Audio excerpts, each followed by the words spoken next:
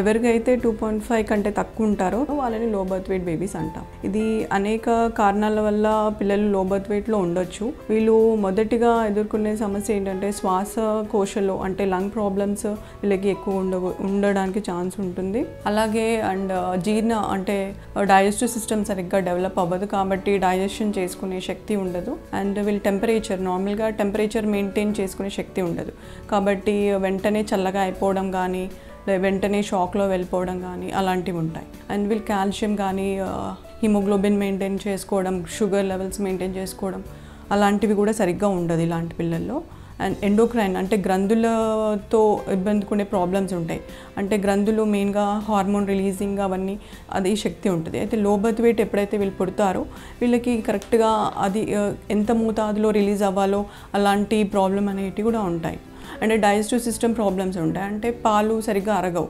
అలాంటప్పుడు వీళ్ళకి వెంటనే వామిటింగ్స్ అయిపోవడం కానీ లంగ్స్ ఇమ్మెచ్యూర్గా ఉంటాయి. సో వాళ్ళకి బ్రీతింగ్ సరిగ్గా తీసుకోలేరు. అలాంటప్పుడు వాటితోటి మోస్ట్ కామన్గా ఆ ప్రాబ్లమ్స్ ఉండడానికి ఛాన్స్ ఉంటుంది. నార్మల్గా ప్రతి స్త్రీ తన గర్భం ధరించినప్పుడు నార్మల్గా 40 వీక్స్ వరకు ఉంటే అప్పుడే అన్ని అవయవాలన్నీ ఫామ్ అవుతాయి, సరిగ్గా పనిచేస్తాయి. సో ప్రాబ్లమ్స్ ఉండడానికి ఛాన్స్ ఉండదు.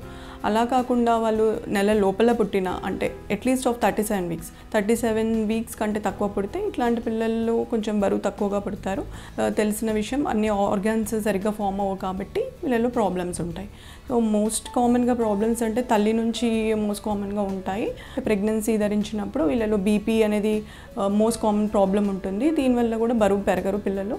అండ్ క్రానిక్ అంటే ఆటో ఇమ్యూన్ డిజార్డర్స్ అంటే కొన్ని మోకాల్ ప్రాబ్లమ్స్ అంటే కొన్ని కనెక్టివ్ టిష్యూ ప్రాబ్లమ్స్ అంటారు. ఇలా కాకుండా రక్తహీనత అంటే అతి చిన్న వయసులో పెళ్ళిళ్ళు అయిపోయి వాళ్ళకి తొందరగా గర్భం ధరించడం అంటే 16-18 ఇయర్స్ మధ్యలోనే వాళ్ళకి గర్భం అట్లాంటి తల్లులు వాళ్ళకి కరెక్ట్గా అవగాహన ఉండదు. అలాంటి వాళ్ళకి లో బర్త్ వెయిట్ పిల్లలు పుట్టడానికి ఛాన్సెస్ ఉంటాయి.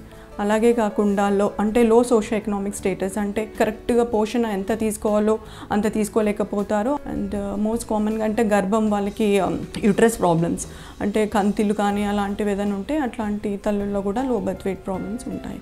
అలాగే కాకుండా అంటే జెనెటిక్ లోపాలు ఏదన్నా ఉంటే కనుక బిడ్డలో ఇట్లా లో బర్త్ వెయిట్ ఉంటారు. అండ్ వాళ్ళకి ఇన్ఫెక్షన్స్ అంటే ఉమ్ము నీరులోకి వెళ్ళి ఇన్ఫెక్షన్ చేరినట్టయితే అలాంటి వాళ్ళకి కూడా లో బర్త్ వెయిట్ పిల్లలు పుట్టడానికి చాలా ఎక్కువ ఛాన్సెస్ ఉంటాయి.